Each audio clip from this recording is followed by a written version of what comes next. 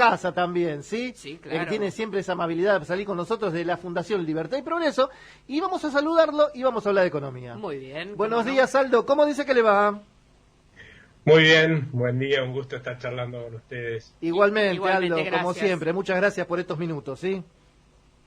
Un gusto. Muy bien, muchas gracias. Bueno, qué sé yo no sé por dónde empezar, ¿viste? Porque la verdad, tenemos tanto de pelota en la economía, porque, ¿viste? Bueno, el dólar ya se picó un poquito, ayer cerró 180, dicen que el riesgo país también subió, pero ¿te parece que empecemos por la inflación que se dio el 15 de julio del mes, de la semana pasada, ¿no? Que lo dio el INDEC. A ver, ¿qué nos podés contar? ¿Cómo estamos en cuanto al anual y qué vislumbrás para este año?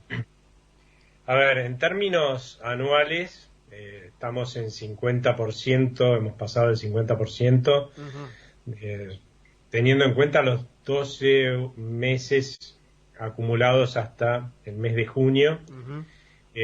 Difícilmente este año pueda terminar por debajo de ese porcentaje, más allá de que es cierto que el Banco Central, luego de un primer cuatrimestre en el cual los índices de inflación se ubicaron por arriba del 4%, se pegó un susto y empezó a tomar algunas medidas que son sustentables y buenas en el tiempo y otras que no lo son, pero todo para moderar la inflación antes de las elecciones, y eso vino pasando. También es cierto que, ojo, que desde el mes de marzo en adelante siempre se ve estacionalmente y hasta el mes de junio una desaceleración todos los años normales, digamos, de la inflación. Cada mes da un poco menos de inflación que el mes anterior y algo de eso es lo que hemos visto, pero también es cierto que hemos pasado de índices superiores a 4% mensual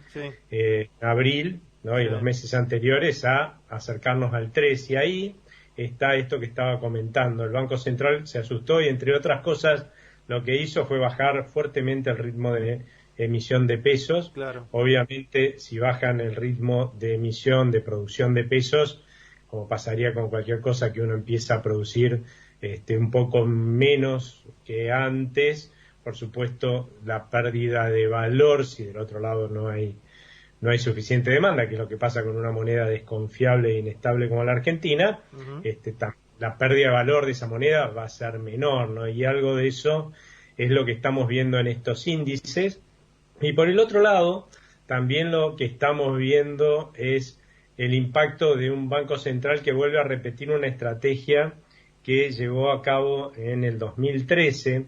Como el tipo de cambio mayorista ellos lo fijan artificialmente, porque hay cepo, o sea que fijan el tipo de cambio que se les da la gana, lo cual no quiere decir que sea sustentable, pero fijan el tipo de cambio que se les da la gana, no reconociendo todo lo que se deprecia el valor del peso en ese tipo de cambio, y los bienes de las cosas que vos comprás en las góndolas, casi todos siguen el tipo de cambio mayorista, porque o se pueden exportar ese tipo de cambio o se pueden importar a ese tipo de cambio.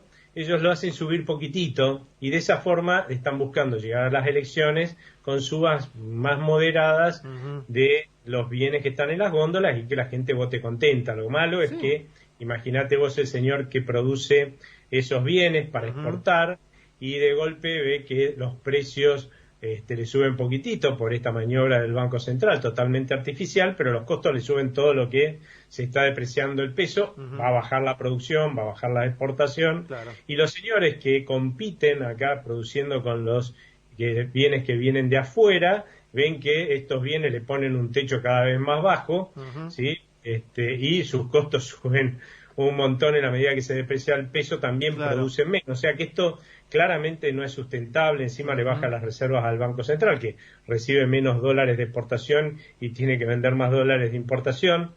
Y lo que pasó en 2013 fue eso. Una vez que la gente había votado, en los 5 o 6 meses siguientes, el tipo de cambio subió más de 30%. Obviamente los bienes de las góndolas subieron más también, siguieron ese rumbo. Eso no baja, ¿viste? Eso no baja tampoco.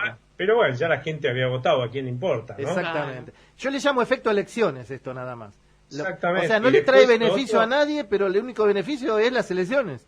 Nada más. Exactamente. Lo otro que también tienen es simplemente electoral, es esto de no subimos las tarifas de servicios públicos cuando a las empresas les están subiendo sus costos, porque obviamente ahí sí se refleja en la depreciación del peso. ¿Quién es el que pone la diferencia para subsidiar a los tipos como yo que no estamos pagando hoy lo que verdaderamente consumimos de servicios públicos? Sí, lo pone el contribuyente, a veces contribuyentes que viven en el interior del país, que no reciben estos subsidios, pero bueno, eso le empieza a generar al gobierno y al Estado un tremendo desequilibrio en sus cuentas, y tampoco es sustentable. Así que, ¿qué sabemos entonces? Que en el primer semestre del año que viene, una vez que de vuelta la gente haya votado, nos van a subir muy fuerte las tarifas de servicios públicos para tratar de ordenar las cuentas públicas. Así que este año yo esperaría que la inflación esté por lo menos en 50%, y de ahí para arriba. Pero el año que viene, con todo esto que te estoy contando, ¿sí? La inflación va a trepar rápidamente en el primer semestre, y yo creo que va a apuntar a terminar el año en cerca de 60%. El que viene estamos hablando. Claro, después de las elecciones. ¿No? Claro, tienen razón. Claro. Porque lo único que logran con estas medidas, ¿sí? El gobierno y el Banco Central, lo mismo que con los controles de precios cuidados, no logran que no haya inflación, porque la inflación se da porque ellos están depreciando la moneda, sino, digamos, diferir en el tiempo el que se refleje esa depreciación, esa pérdida de valor de nuestra moneda en los precios del conjunto de los bienes y servicios. Y bueno, eso lo veremos terminar de reflejarse todo lo que se está depreciando en nuestra moneda el año que viene. Hay que tener en cuenta que cada vez que el Banco Central financia a un Estado que quiere gastar y a un gobierno que quiere gastar de más, lo único que hace es producir un papelito de color, ¿sí? De color. En sí mismo no vale nada, casi, ¿no? Y sin embargo se da el milagro de que el gobierno puede gastar más. Ojalá fuera la vida tan fácil, ¿no?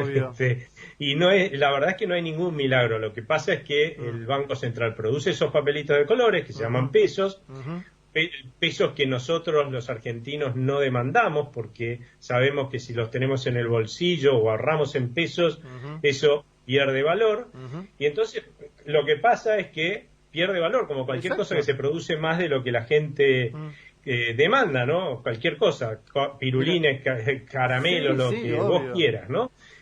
Y lo que está pasando realmente es que todos los ahorros en pesos que nosotros tenemos y nuestros sueldos pierden poder adquisitivo por esto, que es lo que se apropia el Banco Central, por eso le llaman impuesto inflacionario, y se lo transfiere al Estado para que pueda gastar más. Claro, el Estado efectivamente ahora tiene más poder adquisitivo para gastar, pero nosotros tenemos menos. Eso nos empobrece a todos los argentinos. Por eso no extraña que hayamos experimentado un tremendo empobrecimiento en general, aún los que tienen la suerte de tener un trabajo. Hay muchos trabajadores que son pobres. Que sea productivo, ¿no? Hay muchos trabajadores que hoy día, lo escuchaba la semana pasada, creo, que asalariados, pero ya se encuentran también en una línea de pobreza, ¿no? Siendo trabajadores. Muchos trabajadores hoy son pobres a pesar de tener un trabajo en relación de dependencia, lo cual en parte se debe a este empobrecimiento. También es cierto que hay otros factores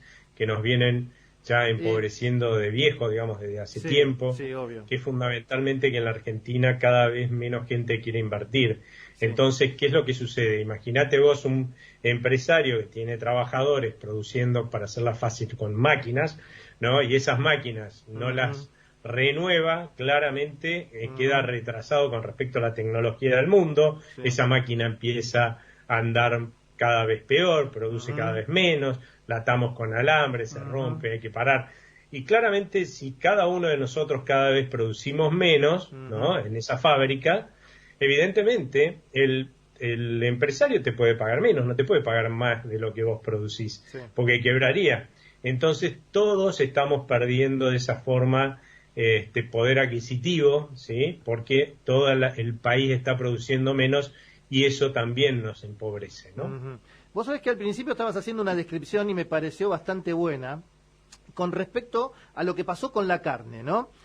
Cerraron las exportaciones, o por lo menos le bajaron los cupos de exportación, y ellos, o sea, el gobierno diciendo que con eso iban a lograr una baja de precios en la góndola o en la carnicería, y no fue así, ¿verdad?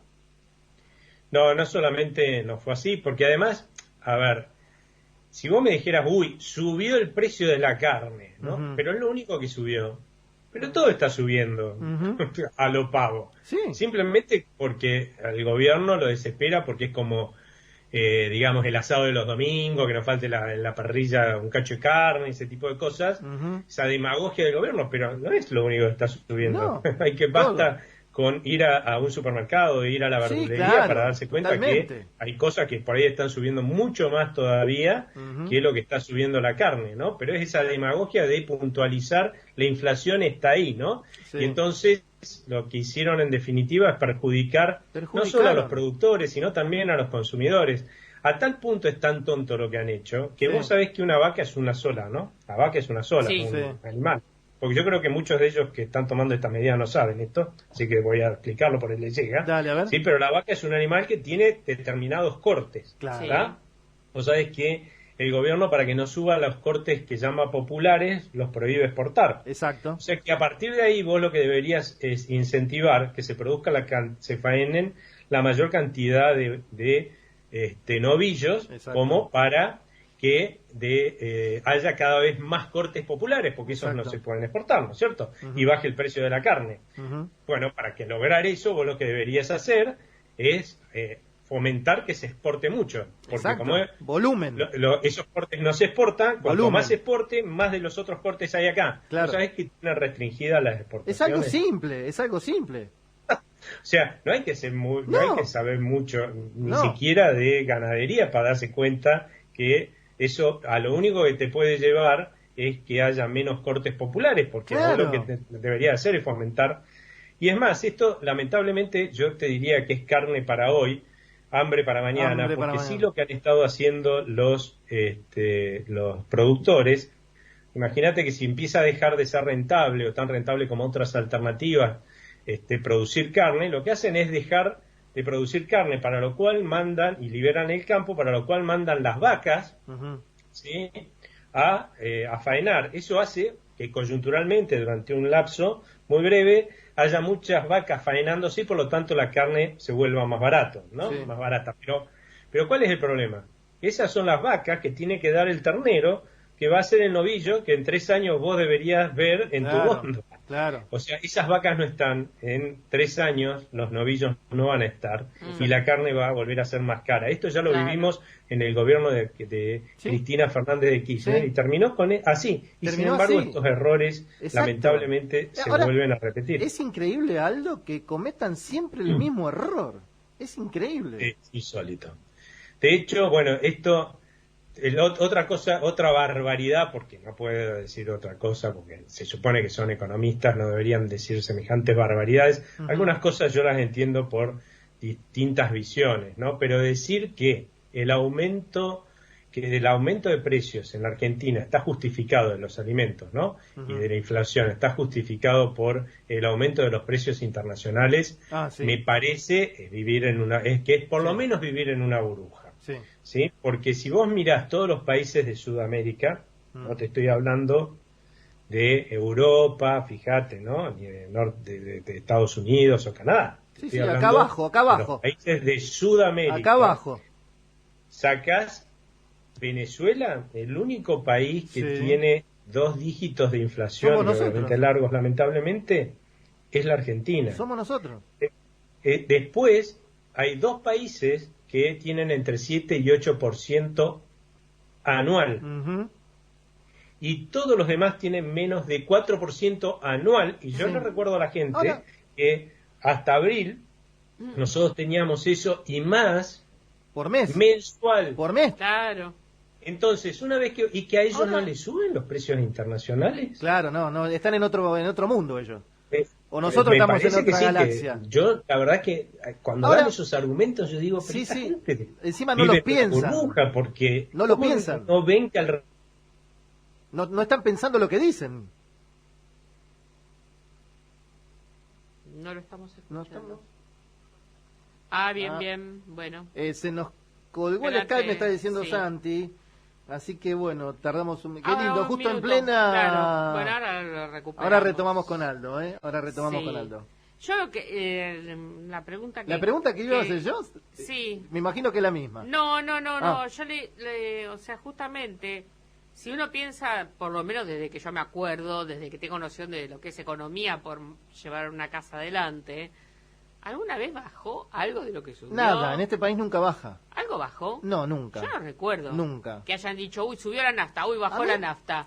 Uy, subió la carne, bajó la carne. No. La pregunta que yo le iba a hacer a Aldo era, yo lo que justamente estaba hablando de un enfoque de Sudamérica, ¿no? Sí.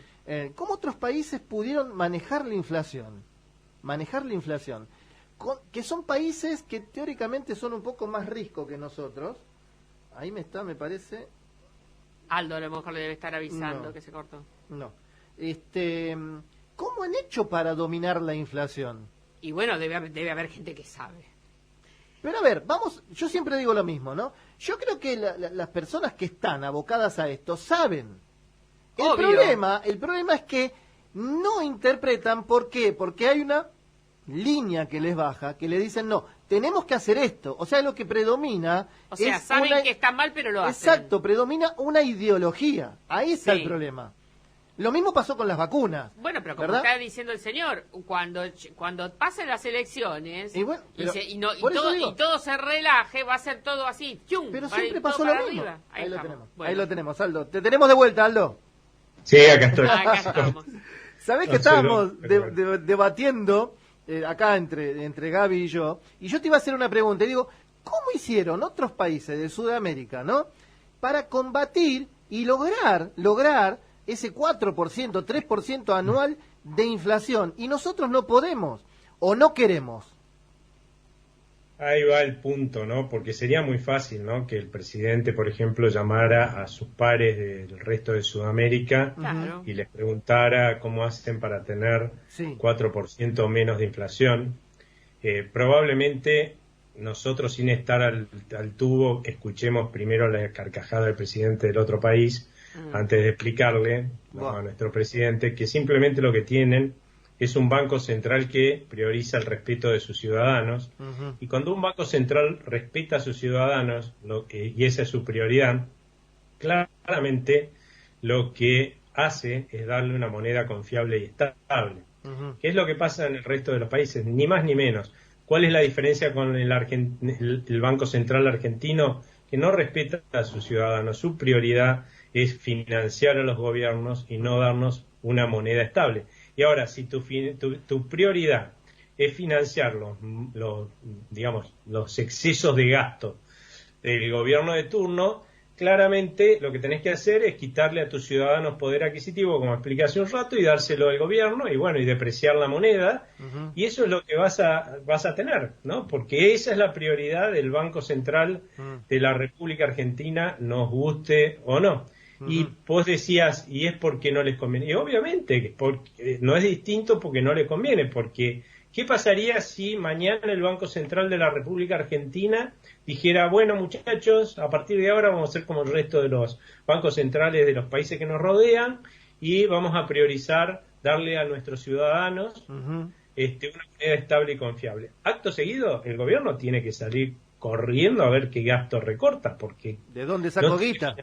Para mantener semejante gasto público. Los políticos deberían ver cómo empiezan a acotar el exceso de gasto político que están generando desde el Estado, porque tengamos claro que este Estado gigantesco lo hemos dejado que ellos construyan, lo han construido para que les sirva a la política, y se sirve de los argentinos, no es para servir a los argentinos, Entonces van a tener que recortarlo, y van a recortar donde ellos obviamente les duele, si ese Estado lo construyeron para que les sirva a ellos. Entonces creo que es muy difícil que más teniendo en cuenta cómo piensa este gobierno, que piensa que el crecimiento lo genera el Estado, una cosa absurda.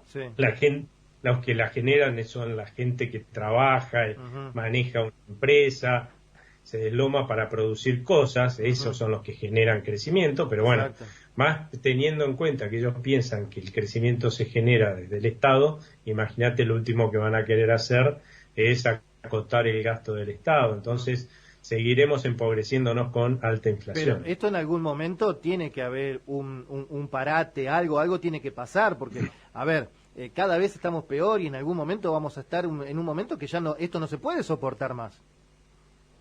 Bueno, pero eso ¿de quién va a depender? ¿De los políticos? Estamos perdidos. Estamos perdidos. Por lo que acabo de explicar. Claramente va a depender de nosotros, ¿no? De nosotros y además en gran medida de ustedes, de mí, que por ahí podemos salir en los medios y explicarle a la gente cuál es la realidad de la inflación, para que no se crean la mentira esta de que hay poderes concentrados. Discúlpame, en los otros países tampoco hay poderes concentrados, somos los únicos acá, Venezuela, en los que hay poderes concentrados que suben cuando se les da la gana los precios. Eso también es absurdo. Es verdad. ¿Sí? Otra cosa, estos que lo aman tanto a Menem, digamos, y la convertibilidad, que en esa época, entonces, si ellos sí sabían cómo contener a los poderes concentrados, ¿sí? Y ellos son un desastre para eso. Esa es la explicación de que teníamos menos inflación en ese periodo que ahora. Claro. Al principio del gobierno de Néstor Kirchner, vamos a algo que más le gusta a este gobierno. 2003. La inflación era baja, que en ese momento lo tenían domesticado y después se le revelaron los poderes concentrados. De golpe y porrazo. Entonces, claramente no va por ahí la explicación. No va por ahí, es verdad. Es todo macaneo para que nadie los apunte con el dedo a ellos. Vos le das el gran bonete a otro y que lo busquen por allá, ¿viste? Exacto, el gran bonete, es verdad eso. Sí, es verdad. Es verdad, gran bonete, ¿eh? Es verdad. Vos sabés que ahora estoy mirando, vos tocaste el tema de la convertibilidad, ¿no? Que fue en 1991, en pleno gobierno de Menem, en el 1 a 1. Yo allí estaba sacando unas relaciones. En el año 2015, un billete de 1.000 pesos equivalía a $57, aproximadamente, ¿no? Sí. Aproximadamente. Hoy día son $5 con 50 centavos. Un billete de 1.000 pesos. Aumentó en dólares. Es increíble. Sí, bueno. Es increíble. Es increíble. Sí, $5 y piquito. Y me voy al 2009, Aldo. Pero a ver, estuvo circulando ya hace algunas semanas un video muy didáctico, me pareció muy bueno, de no sé si sería inglés o estadounidense, un señor mayor, que empezaba a mostrar billetes de Zimbabue, que son dólares zimbabuenses. Ajá. Y el primer billete, ponele, que te muestra es este billete es de 100 millones de dólares zimbabuenses, ¿no? Usted dirá, bueno, qué montón, ¿sí? No vale nada, claro, pero no es el billete más grande. Este otro es de 500 y así, y llega a 10 billones, a 10 millones de millones, ¿sí? De billetes, digamos, de dólares zimbabuenses, y ese es el billete más grande, y con esto no se puede comprar nada, ¿no? Básicamente eso es lo que decía, ¿no? Sí. Y yo después decía, bueno, pero por lo menos hay que reconocerle algo a los zimbabuenses, ¿no? Que no son hipócritas como los argentinos, ¿no? Y les dejaron todos los hijos, ¿sí? Los argentinos, como somos hipócritas, se los sacamos, ¿no? Claro. Pretendemos modificar la realidad. Si nosotros le hubiéramos dejado todos los ceros que le sacamos desde no tengo idea 1970, ya, ¿cuántos hoy hay? Tendríamos un billete, el billete más grande que tenemos, que es el de 1.000 pesos, diría 10.000 millones. Claro. Para que lo anoto, Aldo. Para que lo anoto. Pesos. ¿Cuánto me dijiste? 10.000. 10.000 millones de millones, 10.000 millones de pesos. Claro. Es una locura, es una locura. Claro. ¿Cuántos O sea, ceros estamos hablando? Una locura, ¿no? Y la monedita de un peso, no sé qué haríamos, porque diría 10 millones de millones. O sea, claramente la monedita de un peso, no sé cómo caracho meteríamos tantos ceros, ¿no? Claro, no entraría. Sería como una ficha de casino tendría que hacer. Pero que se van cerrando hacia adentro de ceritos, más o menos, increíble, ¿no? No, es impresionante, pero claro, nosotros nos creemos esta realidad que no existe, que somos distintos que los zimbabuenses, somos peores que los zimbabuenses. Peores todavía, peores. Claro. Simplemente lo ocultamos sabiamente. Le tachamos los ceritos, le vamos digamos sacando que los ponemos ceros. la basura abajo de la alfombra. Exactamente, ocultamos la realidad y encima no la creemos, ¿no? Somos como mitómanos casi, te diría.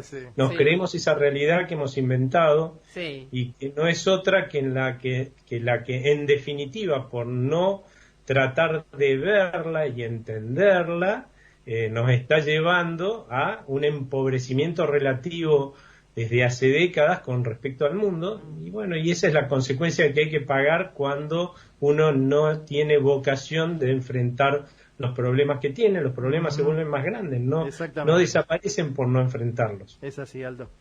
Bien. Aldo, un placer como siempre, ¿eh? Y Clarísimo. siempre con esos datos tan lindos de color que tenés vos. Sí, me encanta, lindo, me encanta. Lindo porque realmente No, y eso- llaman a la reflexión Claro, y de se una ve- persona como yo que no entiende nada.